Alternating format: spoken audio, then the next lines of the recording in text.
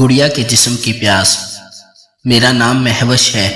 یہ کہانی اس وقت کی ہے جب میری عمر 20 سال کی تھی اور میرے ابو ایک وکیل کے طور پر اپنے پورے خاندان میں اچھے مانے جاتے تھے۔ میری عمر کافی کم تھی، جبکہ جو کوئی بھی مجھے دیکھتا تھا تو کہتا تھا کہ قدرت نے مجھے بہت حسن سے نوازا ہے، جس کی وجہ سے میں 24 سال کی لگتی تھی۔ میری ذات پٹھان تھی، جس کی وجہ سے میری رنگت کافی لال تھی اور چہرے پر معصومیت ہوتی تھی۔ لوگ مجھے سچ میں معصوم سمجھتے تھے، پر مجھے ہر چیز کی خبر ہوتی تھی کہ میں اپنے ماں باپ کی اکلوتی اولاد تھی اور بچپن سے ہی ان کے ساتھ ہوتی تھی۔ پر جب میں رات کو سو جاتی تو میرے امی ابو میرے سونے کے بعد کام کرنے لگتے تھے اور میں چھپ کر دیکھتی تھی۔ مجھے اس چیز کا چسکا پڑ چکا تھا، اور جب میں 12 سال کی ہوئی تو میرے ابو نے زبردستی مجھے دوسرے کمرے میں شفٹ کیا تھا۔ مجھے بہت ناز نخروں سے پالا تھا، میں سب کی لاڈلی تھی۔ میری امی ابو نے میرا رشتہ ایک اچھے گھرانے میں طے کیا تھا۔ وہ لڑکا کافی سمجھدار تھا اور میں بھی اس کے ساتھ اٹیچ ہو گئی تھی۔ جب اس کی جاب کسی باہر کے ملک لگ گئی اور وہ جلد ہی مجھ سے بچھڑ گیا، میری اس سے فون پر بات ہو جاتی تھی۔ ہماری شادی میری پڑھائی کے بعد ہی ہونی تھی۔ میرے ابو کے ایک دوست جس کا نام شاہد تھا، میں انہیں انکل ہی کہتی تھی، پر انہیں اس بات سے بہت چڑ تھی کہ میں انہیں انکل کیوں کہتی ہوں۔ ان کی عمر 40 سال تھی اور وہ بہت جوان تھے اور اپنے آپ کو فٹ رکھا ہوا تھا۔ وہ جب بھی آتے تو میرے لیے چاکلیٹ لاتے تھے، مجھے گڑیا کہہ کر بلاتے تھے۔ ایک دن اچانک ہی وہ میرے لیے چاکلیٹ لانا بھول گئے تھے۔ ان کی چاکلیٹ بہت میٹھی ہوتی تھی۔ میں نے ان سے شکایت کی کہ وہ میرے لیے چاکلیٹ نہیں لائے، پر انکل کہنے لگے کہ بیٹا لایا ہوں، پر آج ایسے نہیں ملے گی۔ میں نے انکل سے کہا پھر کیسے ملے گی؟ جب انہوں نے اپنا چہرہ میرے سامنے کیا، کہنے لگے پہلے میری گڑیا مجھے کس کرے گی، تب ہی میں چاکلیٹ دوں گا۔ میں حیران ہوئی پر کس کر دیا اور انکل نے مجھے پیار سے گلے لگایا۔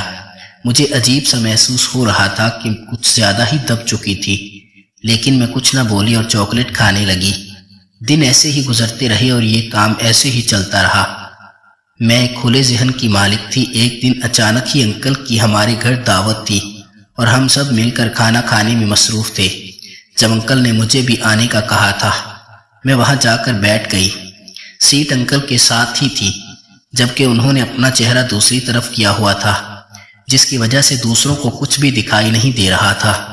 انکل نے موقع کا فائدہ اٹھایا اور میز کے نیچے اپنا ہاتھ لے کر میری گود میں رکھ دیا۔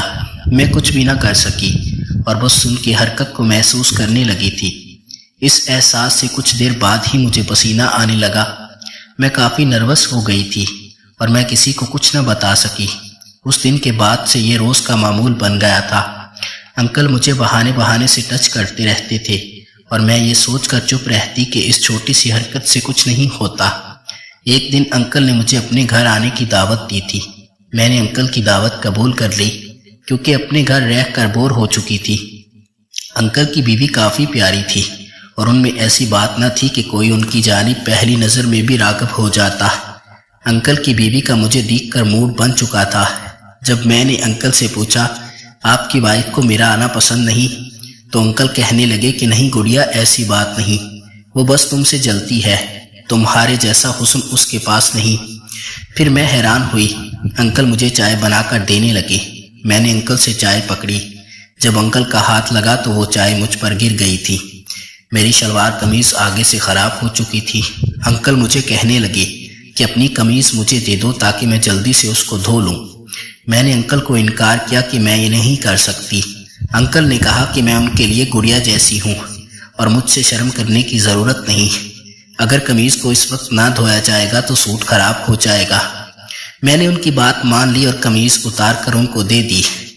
قمیض لے کر انکل دھونے لگے اور میں واش روم میں ہی رہی۔ میری حالت ان کے سامنے جانے والی نہ تھی۔ انہوں نے قمیض دھوئی اور استری سے خشک کی۔ میں واش روم میں ہی ویٹ کرنے لگی تھی جب اچانک ہی انکل نے دروازہ کھول دیا اور مجھے کافی شرم آئی۔ میں نے جھٹ سے قمیض لے لی۔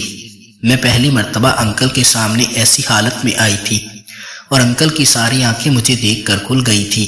وہ مجھے دیکھ رہے تھے جیسے ان کا پسندیدہ کھانا ان کے سامنے رکھا ہوا تھا۔ میں نے دروازہ بند کر دیا اور قمیض ابھی بھی گیلی تھی اور میرے جسم کے ساتھ چپک گئی تھی۔ میں شرم کے مارے باہر نہیں آ رہی تھی۔ پر میں نے پھر سوچا انکل نے جو دیکھنا تھا وہ تو دیکھ لیا تھا، اب ایسے ہی باہر نکل جاتی ہوں۔ انکل نے مجھے نکلتے ساتھ ہی دوبارہ دیکھنا شروع کر دیا۔ میں خوبصورت تھی اور ان کے سامنے اپنی خوبصورتی چھپا نہ پائی۔ میں سوچ میں پڑ گئی اور اس دن میں واپس گھر چلی گئی تھی۔ کچھ دن تک مجھے انکل کے سامنے جانے کی ہمت نہیں ہو رہی تھی، لیکن انکل کا وہ چھپ چھپ کر اچانک سے مجھے ٹچ کرنا بہت یاد آ رہا تھا۔ مجھے شاید ان کی عادت ہو چکی تھی۔ میں نے دوبارہ انکل سے بات کرنا شروع کر دی، لیکن میں بہت مصروف رہتی، مجھے ان چیزوں کا کوئی علم ہی نہ تھا۔ ایک دفعہ انکل نے مجھے میرے دوست کا پوچھا کہ کبھی اس نے مجھے ٹچ کیا ہے۔ میں حیران ہوئی اور پوچھا کون سا ٹچ، یعنی میں انجان بنی رہی۔ تب انکل نے مجھے عجیب سا ٹچ کیا اور کہنے لگے کہ اس طرح کا، اور انکل نے میرے فٹ بال کو ہاتھ لگا دیا۔ میرے اندر کرنٹ لگا۔ تب گھر والے پاس ہی تھے اور انکل اپنے گھر چلے گئے۔ میں شاہد انکل سے فون پر گپ شپ لگاتی رہتی تھی۔ ایک دن شاہد انکل نے مجھے بتایا کہ ان کے گھر پر کام ہو رہا ہے، جس کی وجہ سے انہیں رہنے میں کافی مشکل ہوتی ہے۔ میں نے اپنے ابو سے بات کی تو انہوں نے مجھ سے کہا کہ شاہد انکل ہمارے ساتھ ہی رہیں گے۔ میرے ابو کو ان پر کافی بھروسہ تھا۔ میں ڈر گئی تھی کیونکہ مجھے شاہد انکل کی نیت کا پتہ چل چکا تھا، لیکن پھر میں نے ہاں کر دی اور شاہد انکل اپنی بیوی کے ساتھ میرے پاس آ گئے۔ ان کی بیوی کا سارا دن موڈ بنا رہتا تھا، پر انکل مجھ سے اگنور کرنے کا کہتے تھے۔ ان کی بیوی روز اپنے میکے چلی جاتی اور انکل اور میں اکیلے رہ جاتی، پر کام والی آنٹی ہوتی تھی، اس لیے مجھے سہارا مل جاتا تھا۔ ایک دفعہ ہم لاؤنج میں بیٹھے تھے جب انکل نے جان بوجھ کر دوبارہ سے ایک ٹاپک چھیڑ دیا کہ میری گڑیا نے ابھی تک وہ سب کچھ کیا ہے یا نہیں۔ میں نے ان کو کہہ دیا کہ انکل مجھے آپ کی سمجھ نہیں آ رہی کہ کوئی اور بھی ٹچ ہوتا ہے۔ انکل نے میرا مذاق اڑایا اور کہنے لگے کہ گڑیا ٹچ سے تو کچھ بھی نہیں ہوتا، اصل مزہ تو ایک بار کام کرنے سے آتا ہے۔ میں ان کی باتیں سن کر ہر حد پار نہیں کرنا چاہتی تھی، لیکن انکل مجھے زبردستی ایک غلیظ ویڈیو دکھانے لگے کہ دیکھو میں اس کی بات کر رہا ہوں۔ میں نے وہ ویڈیو دیکھی تو دیکھتی ہی رہ گئی۔